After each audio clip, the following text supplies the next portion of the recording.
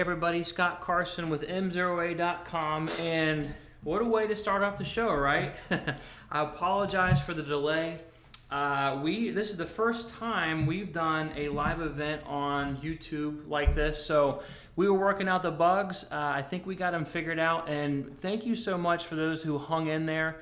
I understand there are some good jokes going on in the chat room, so I'm glad you guys were able to keep each other entertained. And again, my deepest apologies for not delivering on time. We'll be ready for you guys next time. So to start off, I have to say this is a very surreal experience for me, because several years ago, or actually this time last year, I was sitting where you guys are.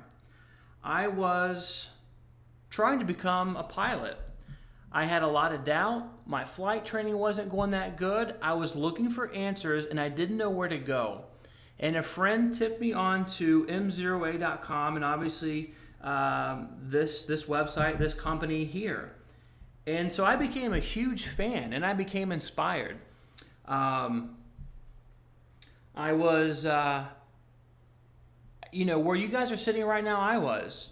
I was sitting in my living room listening to this stuff. I was driving in my car listening to Untitled Chapter. So to be on the other side of the microphone, to be on the other side of the screen is pretty awesome. And I have to say, it's very humbling, and it means a tremendous amount to me. I believe in what this company does so much. I believe in Jason and Ashley and the team here so much that my wife and I moved from Tampa, Florida to Ocala, Florida. January is when I started. So to be here and be a part of this amazing team is awesome. And for Jason to share this stage with me, words can't express my gratitude. So I want to say that. So that's where when I bring information to you guys, I come from where you guys are. And it's important for you guys to know that.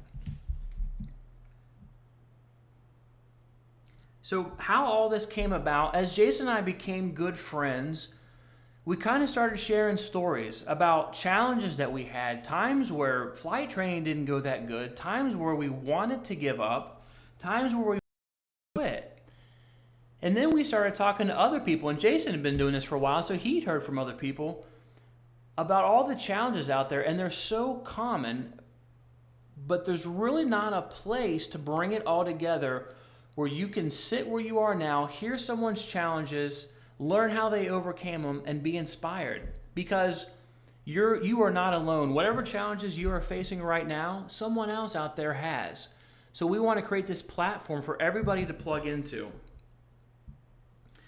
So to tell you about Inspire Aviation, I'm going to ask you a question. And I want to know, have you ever had a goal before and you started to go after or pursue that goal, but time went by and you kind of got burnt out? Maybe you got frustrated, you weren't seeing the results you wanted, whatever happened, but you kind of gave up on that goal. And some time goes by and you see someone or you know someone that you can relate to, and you see them making progress with that same goal. Maybe it's losing weight. That's a very common one. Maybe you want to lose 10, 15 pounds and you kind of got frustrated and gave up, and then you saw your friend at work who lost 10, 15 pounds and they looked great and they felt great, and you thought to yourself, I'm no different than that person. I can do this. And you get excited inside a little bit, and you get kind of reinvigorated with your goal and your passion. That's what Inspire Aviation is all about. We're here to provide you guys hope and inspiration. So over some time since I've been here, we started compiling some of the top reasons we think people either, one, don't start their flight training, they never get off the couch and move to the cockpit, or why people who are currently in their flight training give up, or people who even moved on. And we're doing a whole documentary for the rusty pilot population, people who are never able to keep proficient and stay in the cockpit. And we came up with, and I'm just going to talk about two of them. Two of the main reasons why this happens, what holds us back. And number one is probably the least talked about. And it's a dirty 4-letter word, and it's fear. And more specifically, it's a fear of failure. So I want to talk a little bit about what is fear. It's a Fear is a primitive instinct. It was once something that we relied on to stay safe. When we were hunting and gathering and trying to avoid danger, we didn't want to stray away from the herd. Because if you stray away from the herd, well, then you're vulnerable. Then you might be a target. And in today's world, straying away from the herd means being different. It means subjecting yourself to ridicule, maybe rejection, and ultimately failure. And for those of you guys in the business world, there's a guy that I absolutely adore. His name is Seth Godin. He's just a marketing genius. And he talks about this. And he talks about people who are able to work up the nerve to create a company, to create a product, to do something different, to bring value to other people that other people aren't doing out there. And he says, in order to do that, you have to make friends with fear. Because I would love to say that the fear will go away once you do it enough, once you fly enough, but it won't. It'll always be inside of you. So my word to you would be to make friends with the fear. The fear is telling us, for me, the fear was always saying, oh gosh, you're doing something wrong, or this isn't right, or you're uncomfortable. Whatever you're doing to make yourself uncomfortable, stop it. But what I had to learn how to do was create a different message with that fear. And today, fear tells me that I'm doing something right. It tells me that I'm straying away from the herd, because being part of the herd, well, that's being normal. And if you're normal, you receive ordinary results. So to do extraordinary things like become a private pilot, like get current, you have to stray away from the herd a little bit. So I encourage you to try to think of fear in a little bit of a different light. This is a perfect example. This is not comfortable. I'm honored to be doing this, but I'm a little bit nervous. But it tells me I'm doing something right. So I've been wanting to be a pilot for 35 years. It's been a dream of mine, or less than that, because I started about 2 years ago. And this dream, it's the only dream I've ever had consistently for all those 32, 35 years. Nothing else. Nothing else at all. So I've been growing and molding in this dream, and this dream has a story to me. And it's become part of my identity. And it was kind of a false sense of security, because always having that dream meant I had that opportunity. But I never had the opportunity if I didn't step out and try to pursue it. But following my dream meant I had to step away from the herd a little bit. It required me to be a little bit different, and it caused a lot of fear. And so instead of facing that fear and moving forward, I just stayed where I was comfortable, and I didn't pursue my dream of aviation, because what if I step out, I sign up for lessons, and they say, you know what, you're not cut out for this? Or what if I fail in general? What will I dream about? I'll have nothing. I've got a job that I kind of like. This is before I started here. A job I kind of like, a life I kind of like, but there was always this little thing inside of me, and I was scared to lose it. So scared that I didn't even want to try. And for me, fear was insecurity. I didn't think I had what it took to be a pilot. And really, I had the wrong idea about what a pilot was. And I had the chance to go to the Sebring Air Show earlier, or I guess it was a month before last. And I got to talk with a lot of really neat people that are involved in aviation. And we talked about how a lot of people don't know what it requires to be just a general aviation pilot, to hop in a Cessna and take off, to go take your family up for an afternoon, or go get that $100 hamburger.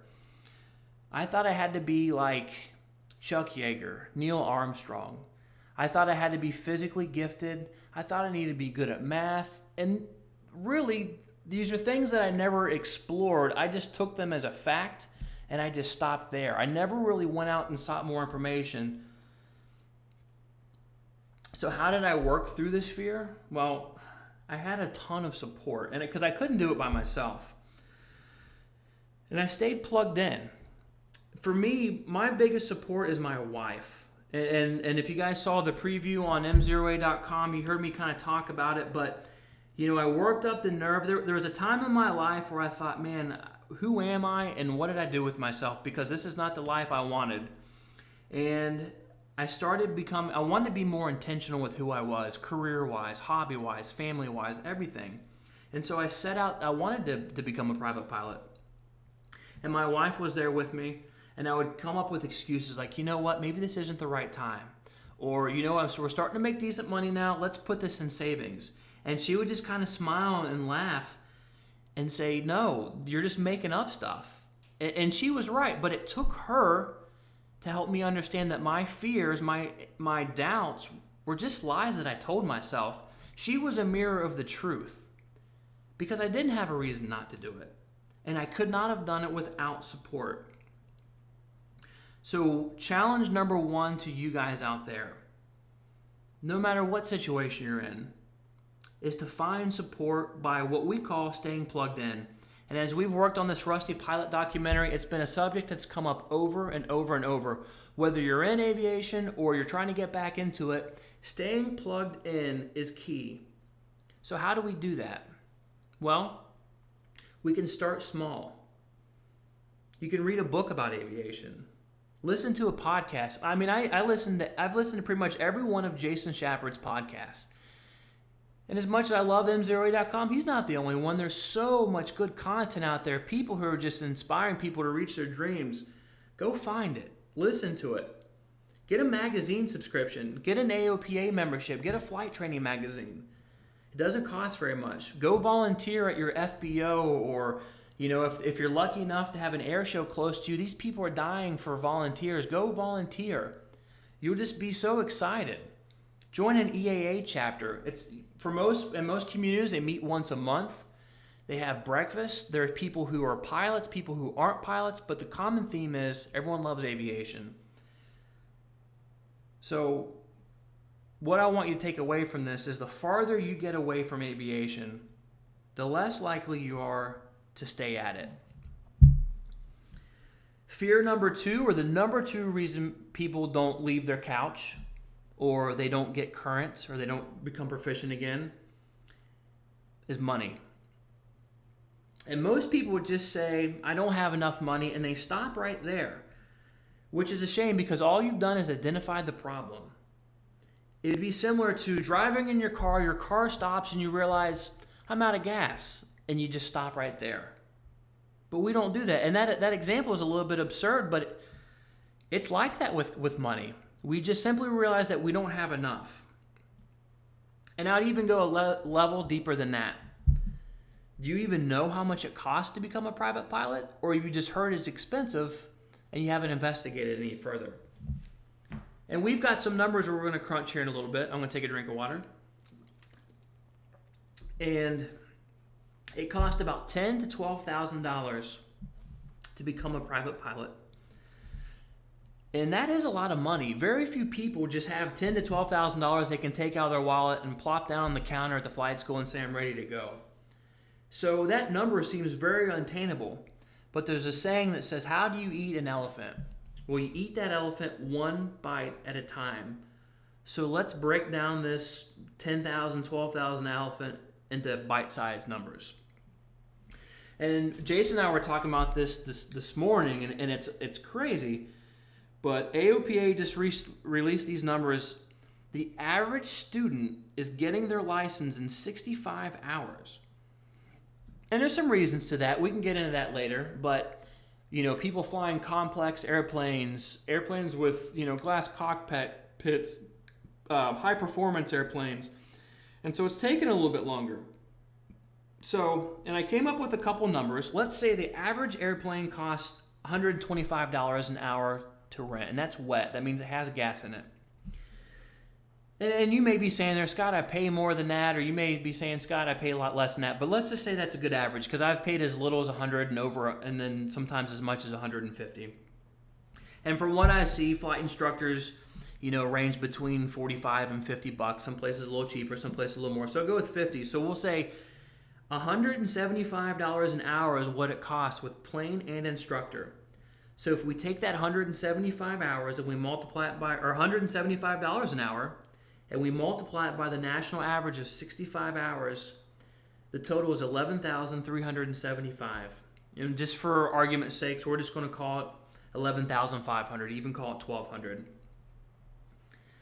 So that's how we come up with a number. So it's not some crazy number. So how can we make that happen? Because that is big. So my question to you is, can you save $250 a week?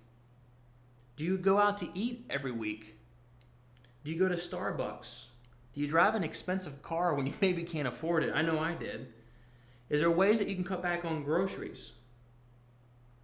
The other side of that, can you earn $250 a week?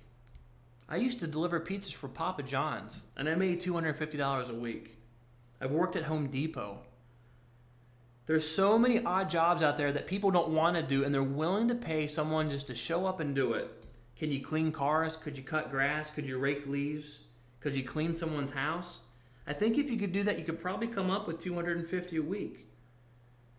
So if you answer yes that you could come up with $250 a week, then I've got good news for you. You could be a pilot in 1 year. If you save $250 a week, you'd save up that $12,000 in 1 year. And let's say you can't do that. Let's say you can only do $125 a week. That's 2 years. 1 or 2 years are going to go by regardless. So my question to you at the end of that time, are you going to be a private pilot or not? And that's a tough question. We have to look at making some changes in our lives. And you may be thinking, well, Scott, I'm so excited now. I don't really want to wait a year or two. And my word would be, you don't have to wait. You can start saving up your cash now and start your ground training now. And we've already talked about some of the podcasts that are out there, but there is so much good information out there that you can start consuming this information. And we talk about this, and I'm going to read a little excerpt from the Private Pilot Blueprint, but we talk about this here, and Jason shares it a lot, but the cockpit is a horrible place to learn.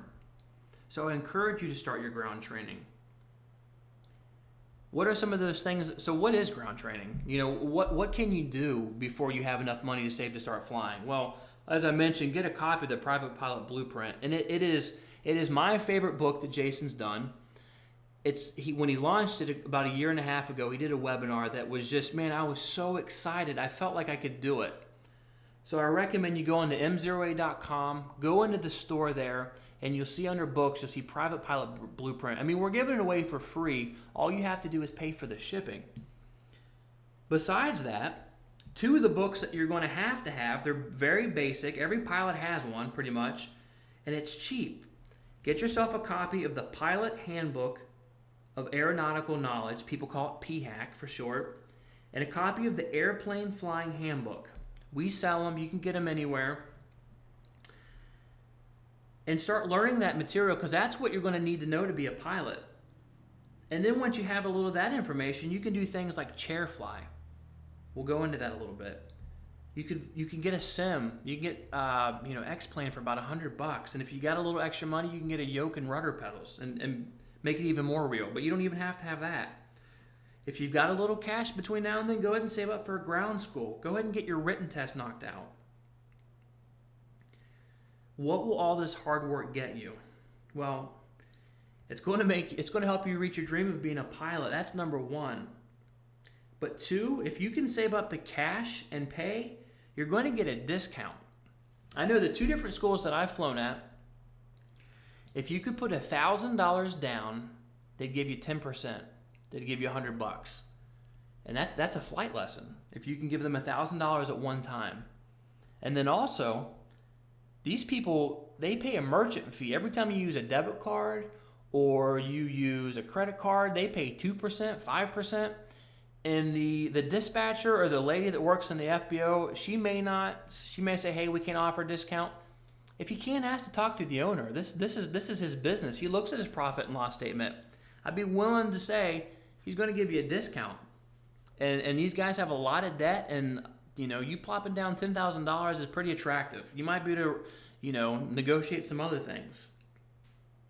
The other thing, if you put all this work in up front, you're going to be done less than 65 hours. That's just the national average, and that's for people going out there and just, I was one of them. He's jumping an airplane and take off. And like we talked about, that's a horrible way to learn.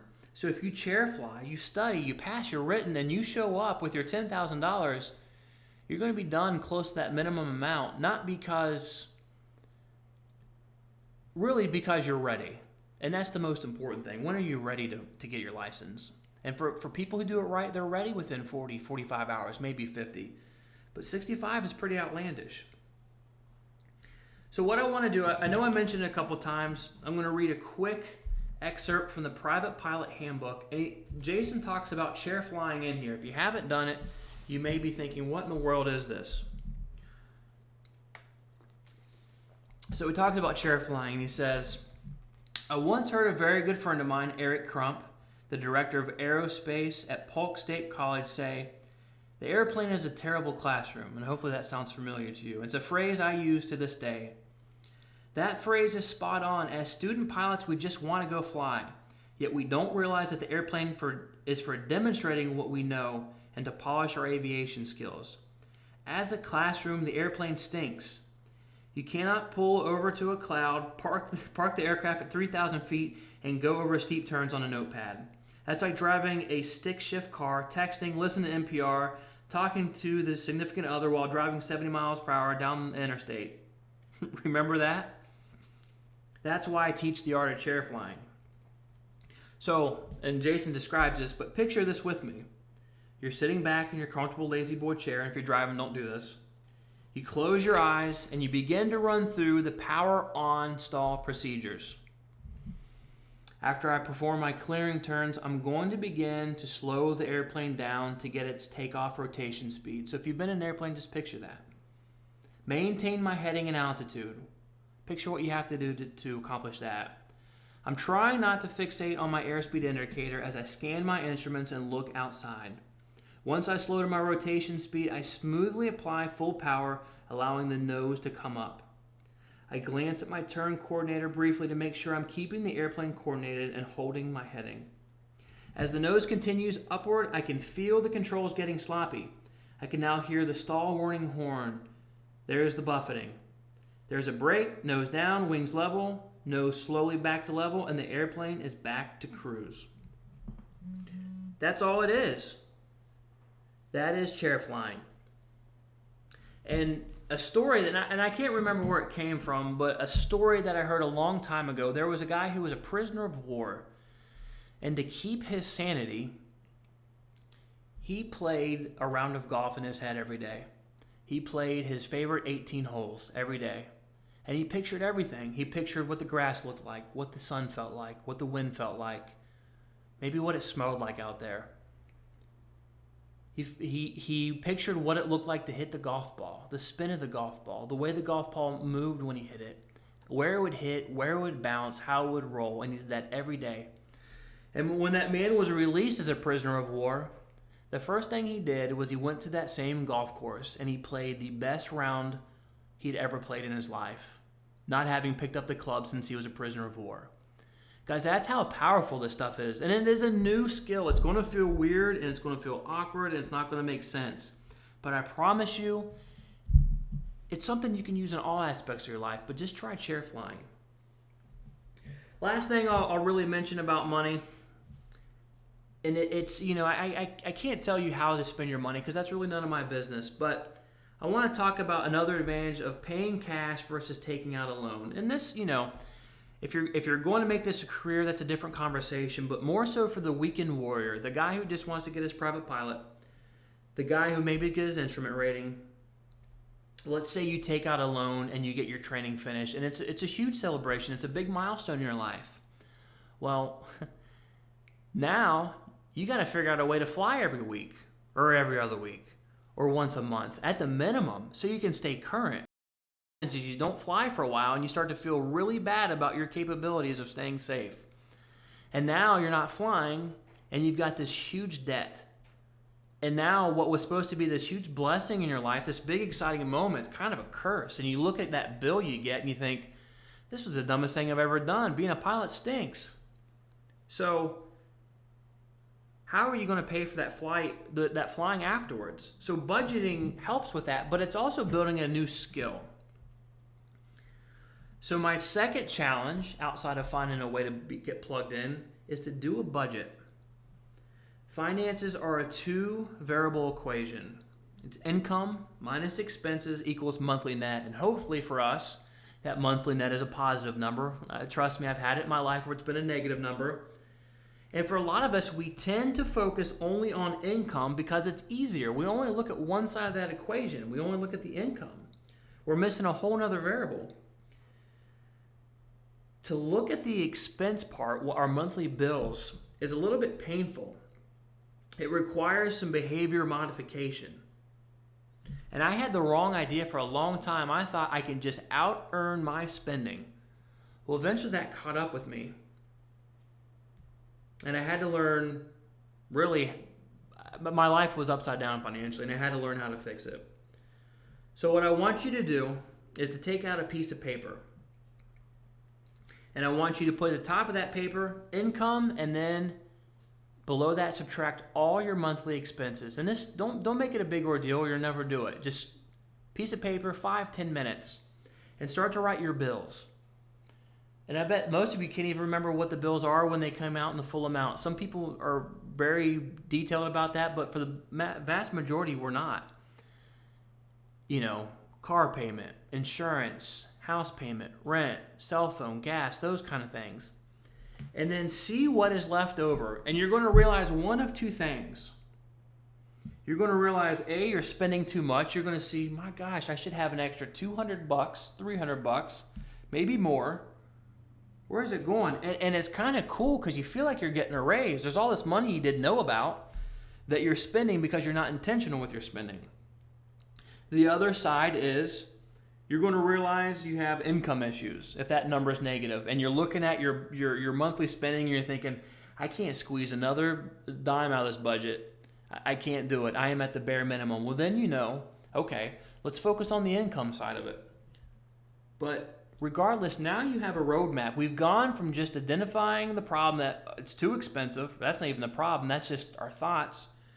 And now we've kind of examined the situation. Now we've got a place to start.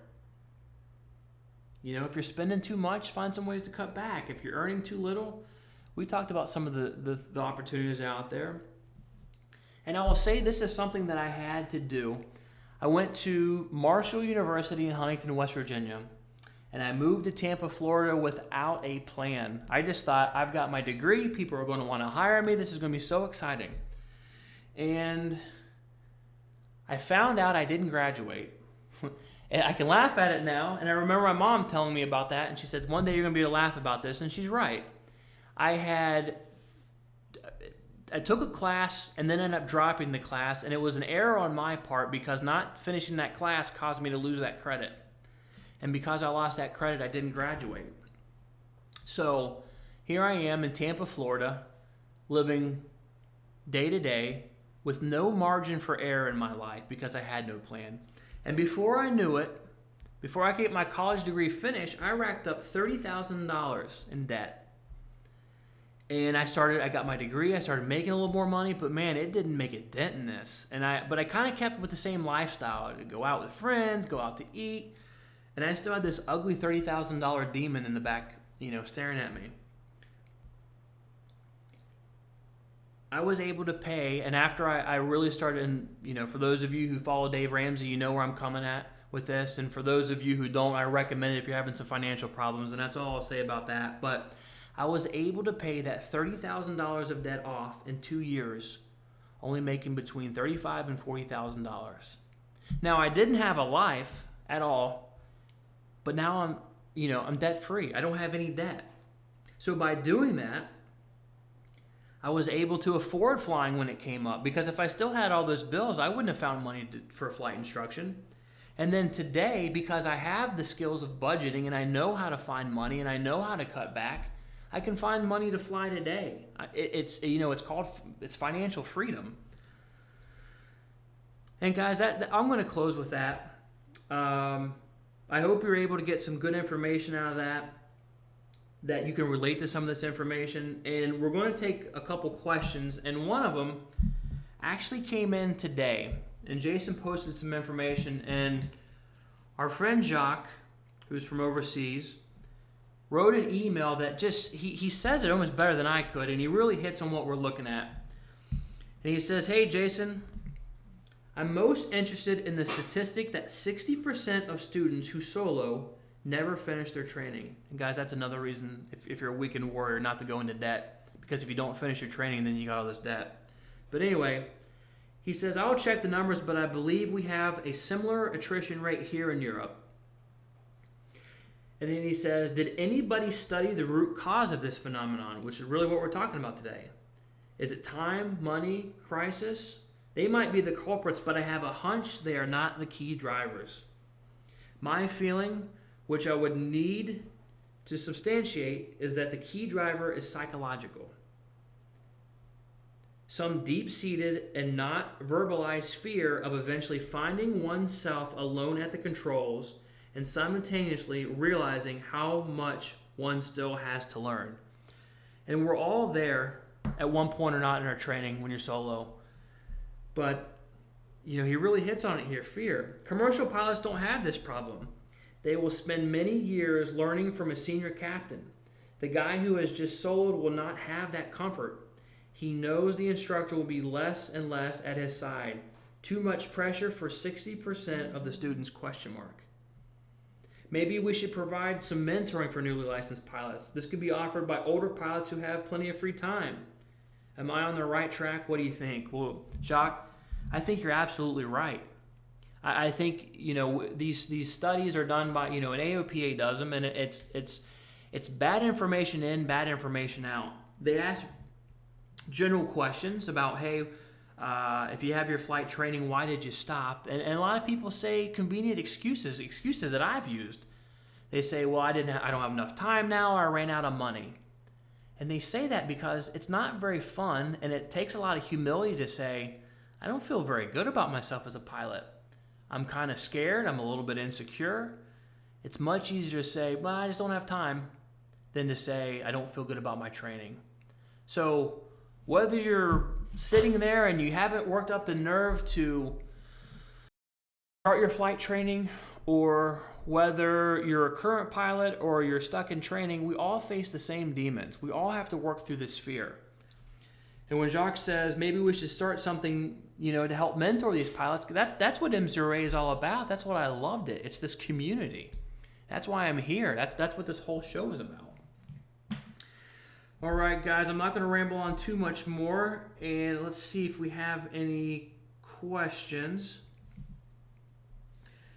Kyle Curtis says, hey, Jason, I'm a 16-year-old student pilot, and I just had my first solo on the 17th of January. Now a total of 7 hours solo. I think you're the best. Well, thank you, Kyle. Thank you for that. We appreciate it. Reich Edwards. Hi, guys. I dropped by to say hello. I'm a private pilot and did Jason's ground school last year. It is truly the best out there. You will not find better. I made a 90% on my FAA written test. Well, Reich, that is awesome. And that is just the best feeling, to get that FAA written test off your back and to walk away with a 90%. And I didn't know this until I started talking with Jason, because my flight instructor didn't tell me, but the higher you score on that written test, the easier your check ride is going to be, because that examiner shows up and he looks at every question you've missed, and now he knows what to target on. But if you get a 90 like Reich, he doesn't. Your oral is going to be a little bit more of a breeze because you did your work on the front end. We've got another person writing in. How often should I fly on average to maintain proficiency?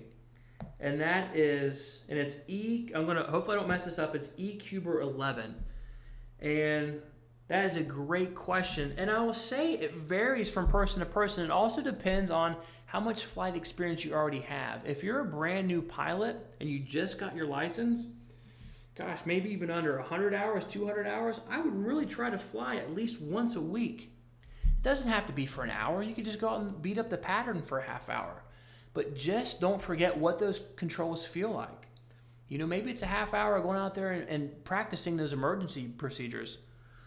And our friend Uncle Larry, which I think this is the coolest idea, he's got a syllabus for himself. He's got a list of things that he does every week, every month to make sure he stays safe.